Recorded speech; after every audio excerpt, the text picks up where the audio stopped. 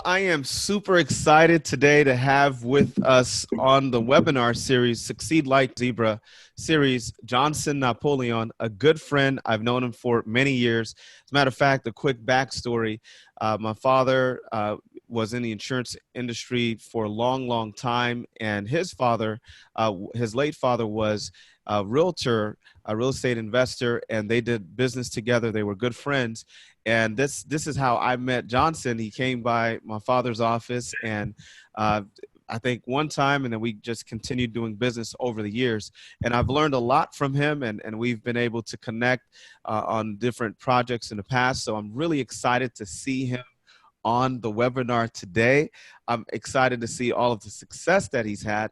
But what's more important, I think, that has made a really big impression on me and many other people is that he has a heart to serve, to help people. So I call him, I'm coining this today. I don't know if anyone's ever said this, but I'm going to say it today. He is the Gary V of the international Creole speaking community. So he has a lot of people from different countries listening, all just the Creole speaking people, right? Yes, I've yes. seen people leave comments like the English only speaking people. They'll say, "Hey, say something in English, Jhonson. I know you're saying good things, but say it in English too." So, but anyhow, I'm really excited to have him here with us today. Before we dive into the interview, I just want to give you, for those of you who are new, many of you have been on the webinars before. I'm Nick Zizi. I'm a two-time best-selling author. I speak at schools and conferences on student success and student leadership, and we also work with educators. So I'm fired up. I love bringing other zebras along because you see, when you have like one zebra, a zebra in the wild by itself may not even survive. But if it runs with other zebras, it has a greater chance of thriving with other zebras. So that's why I'm so happy and honored to be connected to another zebra like Jhonson Napoleon. And I also want to introduce him to the many people that follow us here in the Succeed Like a Zebra webinar series. We have people from across the nation, students and educators and parents. So it's an honor to have you here with us today. So let's get right into it. So first, tell us, how was your day? My day is doing as normal day can be. I wake up 6 o'clock in the morning. I pray, and do a little bit of exercise. And at 9 now, I have a live on Instagram, which I do and talk to people, answer the question. It's basically just showing up and said, "Hey, what do you have? Hit me with any of your entrepreneurship or sometime life issues question, and I'll answer them." And at 10 o'clock, I get out. Now I am a brand developer. I have my own brand name of soda. So I met with a distributor today. I'm in the distribution business. I didn't know it was that hard. I spoke to my cousin Jeff Lozama. Then I have a good little conversation about what's the difference between markup and margin profit. And then after that, I went to where? What did I do? What else I do? I went run some errands, and all of a sudden Nick called me and said, "Remember tonight it's 7." I'm like, "Oh, okay." So I'm on the street, so I'm going to stop, and then I'll talk to you. So here I am sitting somewhere in Miramar, in the beautiful Miramar, Florida, on a bench park, and using my internet, and then using the new world and talking to you guys. Well, that's awesome. And we really appreciate you taking the time out of your busy schedule to come on the webinar today. And I'm sure many people who are here, they're in the chat box. There are some who have commented. We're happy to see many of you coming in. Please do share this out. You can share the link to this webinar, because at the end, we're going to leave it open for Q&A. So if you have any questions for Jhonson Napoleon, you can ask then. So we're going to go ahead and dive right into it. So many people, those who know you as the college president, right? College president of Azure College. If you would, can you tell us a little bit about your role as college president of Azure College and anything else, like besides that? I know you're investing, you're a brand developer and all of that. Can you also share a little bit about that as well? But You know, one day I would love when someone described me to describe me this way: a Christian, a father, a businessman, and a student of human nature. That's the best way to me. I would like someone to describe me. But until then, let me start by saying yes. I started the first Haitian-owned accredited college in the USA, which will become in the first Haitian-owned university because we now offering a master degree in MBA, a master in business and entrepreneurship, and an MBA in marketing, and also a master degree in nursing where students can have their ARNPs. We started in 2004. In 2011, we become an accredited institution by the federal government. And then, and from that point on, it's been snowballing. Now we have Azure High School, which is a SACS accredited high school that offers high school, especially completion program to students who did not finish their high school in Haiti or people that dropped out of high school here. We have Azure X now, which is a boot camp training student for job-ready profession in the technology world. And also I have Azure Media, and now I have Shukun, which is my own brand name of soda and my own brand name of rum. And it's snowballed into many, many things. That's awesome. That's really awesome. I'm happy to hear that. So that's good. So now tell us, what was the inspiration, the motivation that led you into not just into business, but I mean, you're involved in a lot of things, right? So what is it? What's your drive? What's driving you to do all of these things? At the beginning, it was money. Okay. I'm not going to say anything else. It was just money. I'm an immigrant in this country. I let family members down in Haiti. I wanted to be able to take care of them. I didn't want to die poor. I know I didn't want to die poor. So money was the main motivation. Now, as I accumulated money and wealth and things, now you start understanding there are two forms of money. There is legacy money. There's money and there's legacy money. So now I'm chasing legacy because I've seen when you die, you leave legacy, how good it is. Like my father passed away last year, and there's not a day that someone that knows my father met me and like, oh my God, your dad changed my life. Your dad did this to me. Your dad did this to me. So to me, this is legacy money. I want to leave both. I want to leave my children very, very well off when I leave, but also I want to leave the world very, very well off by sharing my knowledge, by sharing how I did it. So a lot of people, a lot of young Haitian especially, would be able to do it the same way or better. Well, that's awesome. That is really, really awesome. So now my other question then is, as far as what's happening right now in the time of crisis that we're all facing, this pandemic, and during the time of this recording, during the time of this interview, we're facing COVID-19 and all of the changes, all of the uncertainty that comes with that. What advice would you have for everyone who's watching and those who are listening on how they can not only survive but thrive during this time? Don't panic. Mm-hmm. Yes, I love to tell them, focus on after COVID-19.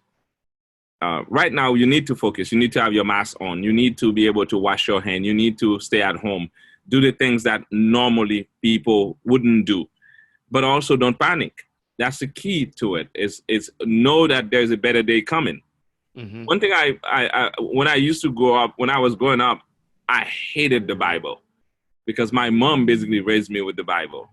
And as I'm getting old now, I love the Bible because the Bible says, don't worry about tomorrow. It says, worry about today. Yes. And there's a song in the Haitian song book. They said, worry, count on God hour by hour, not even day by day. So understanding you need to live to the future, but also surviving that day here that you have to do. There are going to be a lot of businesses out of business after COVID-19. There are going to be a lot of people out of job, 26 million unemployed jobs. That's numbers that you see during 1918 influenza. The world did not have that many people back then.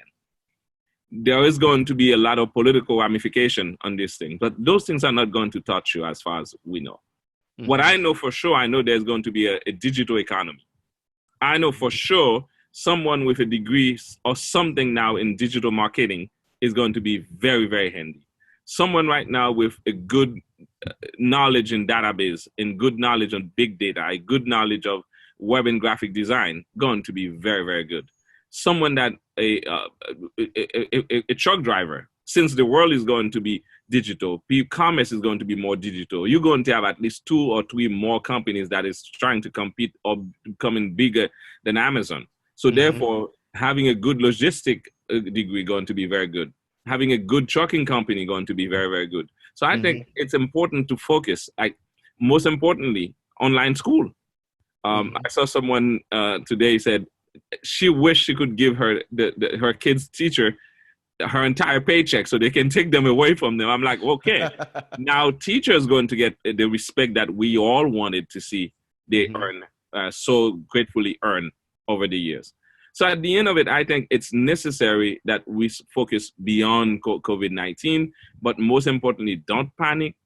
Pick your way, like find your pole, dig it, find your spot in this world now, because digital is going to be the way. Me and you already see it. E-church, e-offering, e-tithing, all of those things going to be the mainstream. That's the way we, in the next 10 years, we will talk before and after 2020.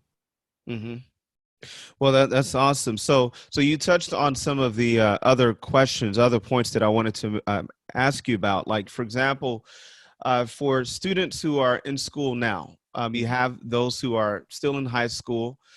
You have parents here as well who are watching this, who are part of this webinar.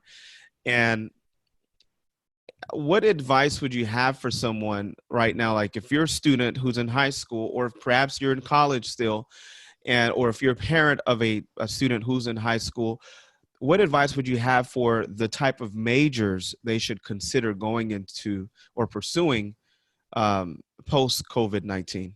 I would tell them, pick up a book on artificial intelligence. That's the number one thing you should do, because AI is transforming the world as we know it.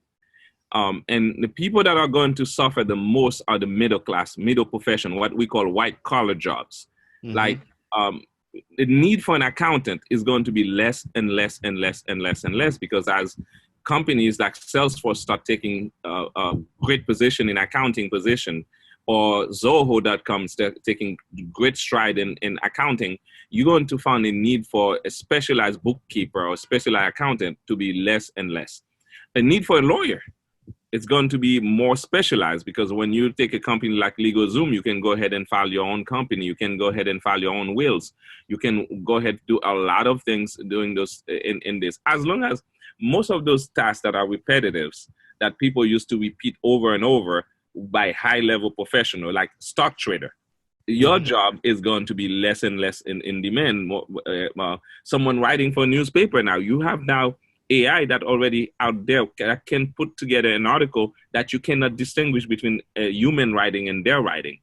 So if you go into school, make sure you get jobs that machine cannot replace.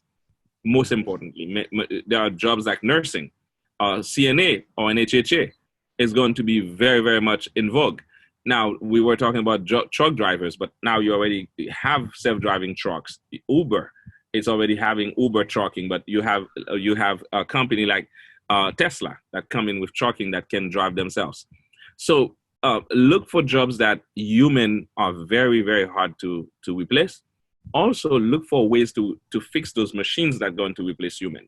Because for every jobs that technology takes away, technology creates 5 jobs. The only problem is human, we are too lazy, we are too upset to go and retrain ourselves to fit in those new jobs.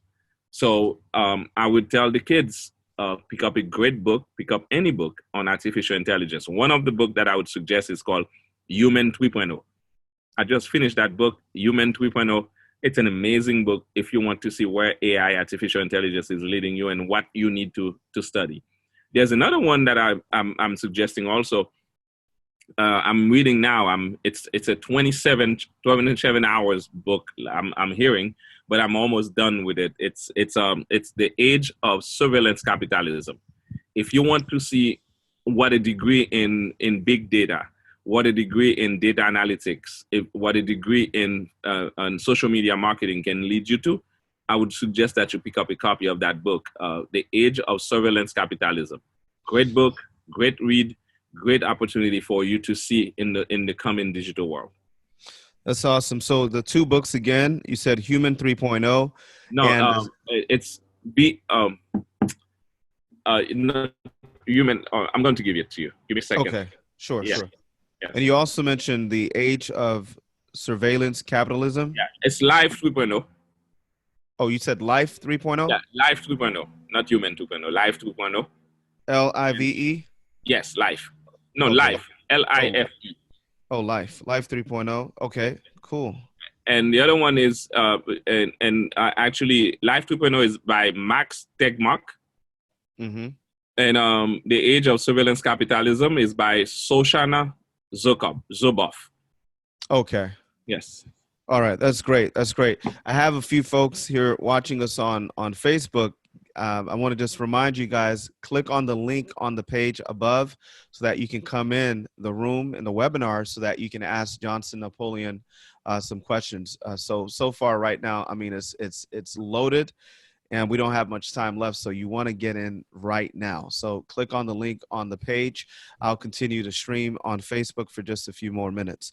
Yes. So that's awesome. Now, as far as, so since we spoke about majors, right? College majors, how do you see education changing post COVID-19? How do you see that?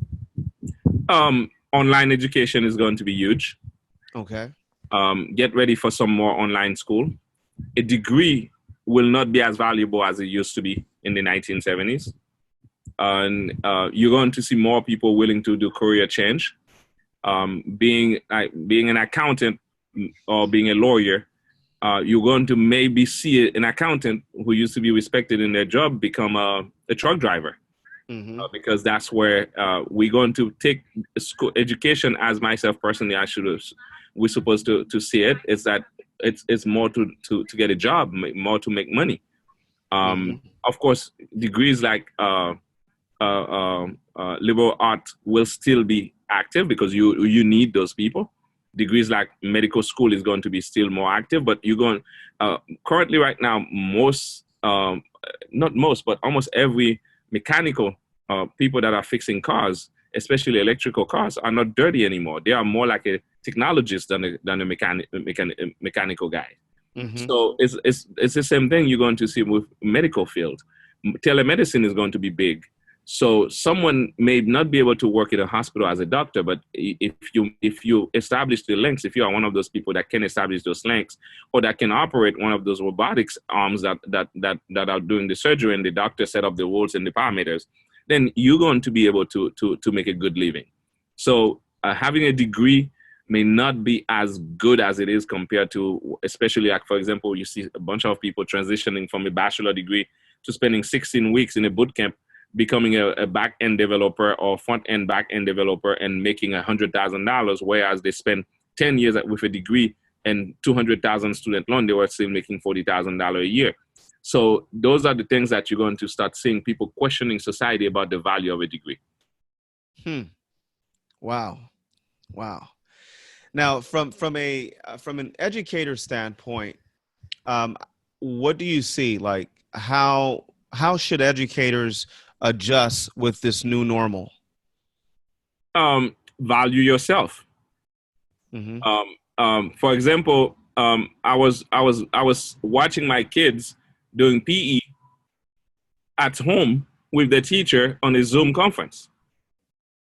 Now, if I am a PE teacher, I will pee in my pants, because knowing full well there are a bunch of Brazilians that are very good in sport, ready to teach my kids for 3 times less the money that I'm getting here, and no union, no teacher union, nothing, and that is doing a better job teaching my kids here in Miami.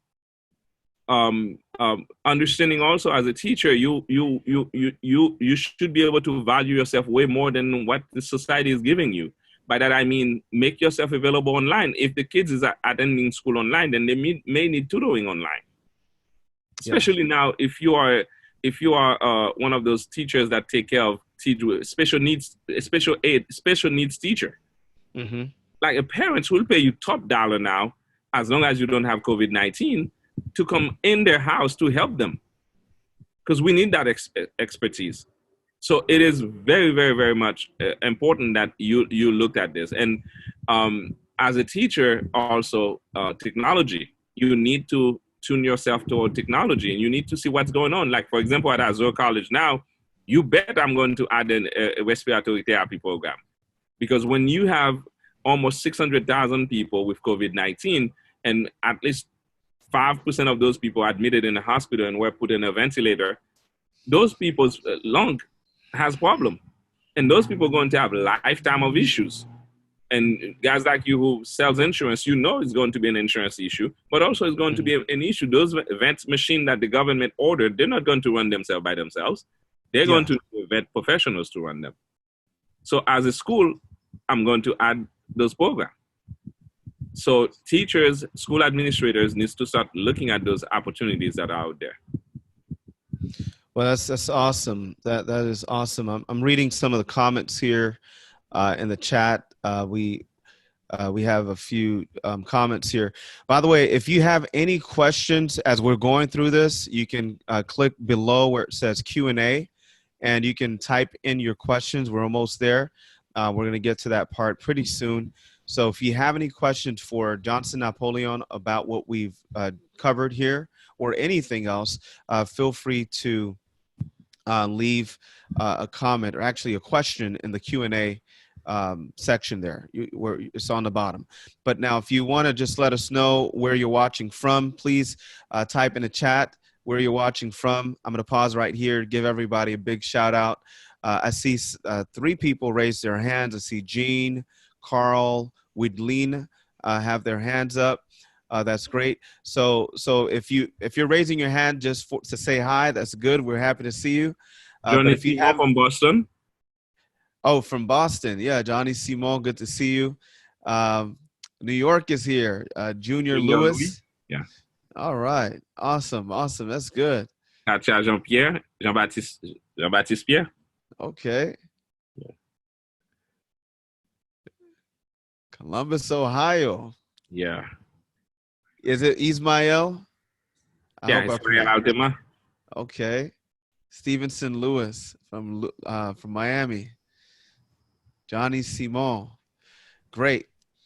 That's awesome. That's good. So good to see everyone here. Thank you all for joining. You can still share this as well. And we're going to get to the Q&A session pretty soon. And we're going to go ahead and continue with the interview. Jhonson, I've got a lot of questions, so I'm trying to see. We're just having this conversation here. We're sitting together. No coffee. I just have some water. But I have my ginger ale. Okay, that's good. So, in the beginning, in the onset of the interview, you said, "Don't panic." Right? Don't panic with what's happening. I mean, but it's so hard, right? It's so hard. There's a lot that's happening. There's a lot happening. People losing their jobs, kids not knowing how they're going to end their school year. From what I've heard recently, I was watching the news. I saw this too. I think it was the superintendent of Miami-Dade that said that I think a third of the kids are still not able to log in. They're having login issues logging in to their classes. So there's a possibility that there are a lot of students who may be held behind, who may have to repeat a grade next year. And parents right now are stressed of having all the kids at home. So there's a lot happening. So it's sad to say, Nick, but those kids were always left behind. Yeah. Those kids were always behind. The system now just putting them out. Those are the children that never have access to the internet. Those are the children that never had a laptop at home. Those are the children that society were treating as bad as society treated them, except because they were a building, they were always just fill up those buildings. But those kids were the same kids that the high school were trying to dump as much as they quick, switching them from classes to classes without being understanding anything. So now technology is just basically say, hey, society, bye-bye. You realize that you guys have been messing up around. In New York, for example, when you look in the amount of Black people dying, and people are like, oh, no. It has always been like this. The lowest level of people that never have health insurance is that myself personally, every year, I go to my doctors for for checkup. I just went last time. My doctors didn't like something. They sent me to do a sonography. That thing cost me $800 out of pocket. When you take someone getting paid $10 an hour and you're sending them for a sonography and they have a choice between feeding their children and $800 for a sonography, while your insurance, you're paying $1,300 insurance a month for three people, then you realize it's no joke out there. COVID-19 is just telling society something that we already knew. Those children were always outside of the system, except you had good teachers that wanted to do something, bad system that decided, listen, let's just go through the day with them. And you have those people now. Those are the ones, most of them end up being the one cutting our grasses. Most of them are the one doing the manual work that gets society going. But now we have an opportunity to do something. We have an opportunity to change something. So let's start looking at it. Myself, I'm looking for guys like you, guys like me to show up and say, okay, what do you need? Is it laptop? Then I think I have about 20 laptops that I can loan to some Haitian parents. Now, are you going to destroy my laptop? Because I may need it. So again, if I do this now, what is going to be the ramification? So again, it's time for society to show up. It's time for us people in the nonprofit world to show up. It's time for us business leaders to show up. Yeah, that's important. That is important, and I really like what you said there, and I think it's going to take a lot of effort, like you said, from people who have the means. And some people may not think they have the means because they don't have like a whole lot of money and this and that. But if you can donate a laptop, or if you can lend someone an extra laptop that you have to a student, a neighbor, I think that would go a long way. And one other thing too, with the Black and brown community, for a quick second here, the parents are struggling. Most of them are working low income jobs, and they can't stay home with the kids. And if they are home, they're trying to figure out, okay, how am I going to pay my mortgage next month? How am I going to feed the family? And on top of that, how am I going to become a teacher to teach my kids while I'm doing everything at the same time? Some of those kids have some level of homework I've never seen myself. Like, for example, Haitian parents, the way they do, the way I used to do my division in 1980s, it's not the way my kids do their division here. Like, the sign for division in Haiti is like this. The sign for division here is a square root for you guys. So it's going to be very, very difficult. One word of warning, though, it's getting dark here quick. So we need to make sure that by the time it's dark, so we can finish this conversation. But again, it's very, very, very tough out there, man. Absolutely. So let's dive right into the Q&A. It's getting dark, so next time we're gonna make sure that we give you some lights out there. I'm sure that I am. I will make sure that I'm home. Yeah, I'm sorry. I apologize. Right. No, that's cool. It's my fault. No, it's good. It's good. We're happy that you came on, and I'm sure everyone here. Let me just pause quickly in the chat. Let me know, did you get some value so far? I mean, was this worth your time? Please put it in the chat box. Was this worth your time? What you've heard so far? Go ahead. Let me know in the chat. And when you're chatting, just select all panelists and attendees so that everybody can see your comment. Awesome. So I'm going to go to the Q&A. Let's see. Carl said, hold on. Answer live. Done.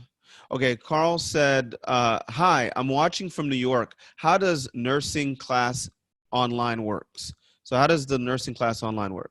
It's the same. It's the same as you would call. What we do, you teach your theory courses online, and in our case, we bring you to Miami to do a clinical.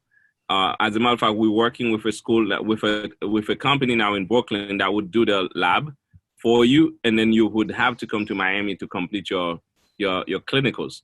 So there's no such thing as a full nursing program online. You would have to come somewhere to do your practical, your simulations, and then you would go to a hospital in Miami or in Fort Lauderdale where the school established so you can finish your clinical portion of the program.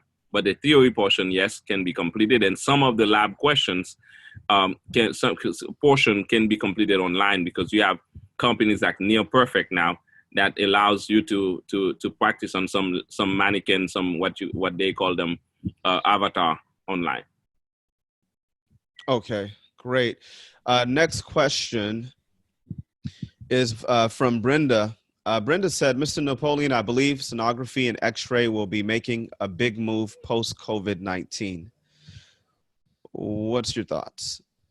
Sonography and X-ray. Sonography is always important. Now, understanding, just like I said about a mechanical guy, you need to be digital, because all those things are going digital now. It's getting so easy to operate a sonography machines. Is going to be so easy to operate a digital X-ray machines now. Being able to interpret them is going to be more important. Most importantly, artificial intelligence also now are making great stride by using data that's already there to discover things that doctors cannot even see. Like, for example, in breast cancer now, you have computers that detect, like Watson computer by IBM, are able to detect cancer, breast cancer, prostate cancer better than the doctor can interpret them. So if you're going into those fields, medical imaging, make sure that you add a little bit of level of artificial intelligence knowledge in that component. Great. That's good. All right. And our final question that's in the Q&A is from Junior.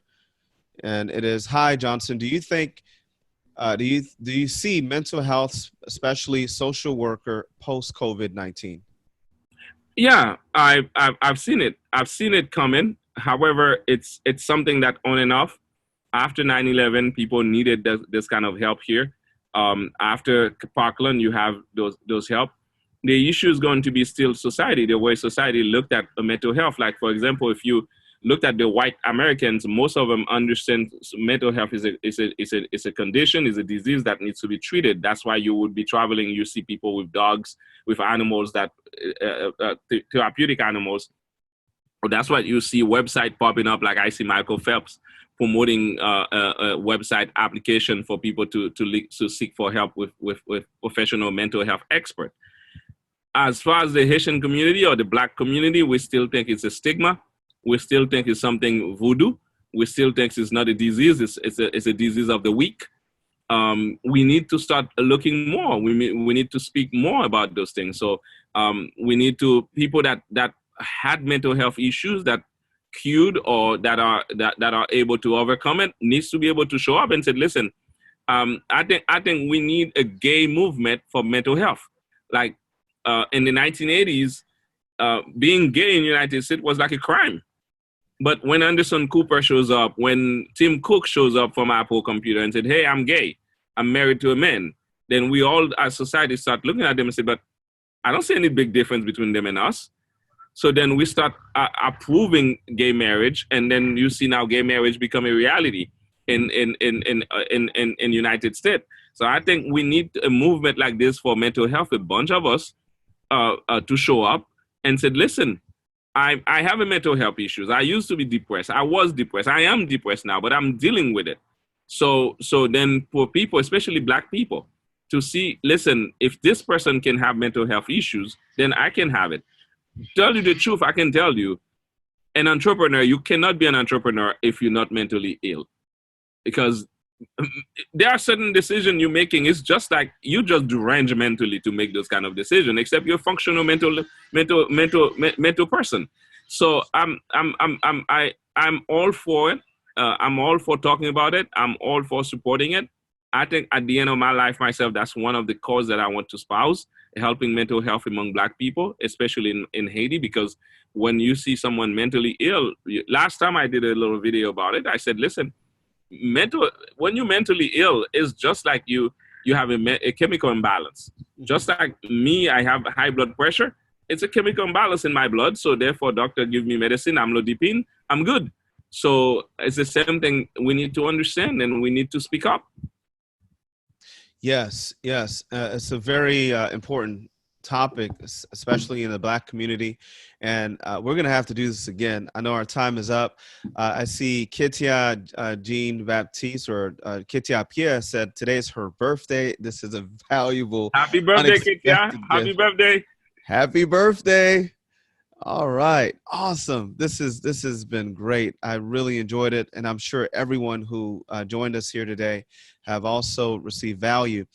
So Jhonson, if you would quickly tell our audience how they can reach you, and if there's anything else that you would like our audience to do to support you and what you're doing.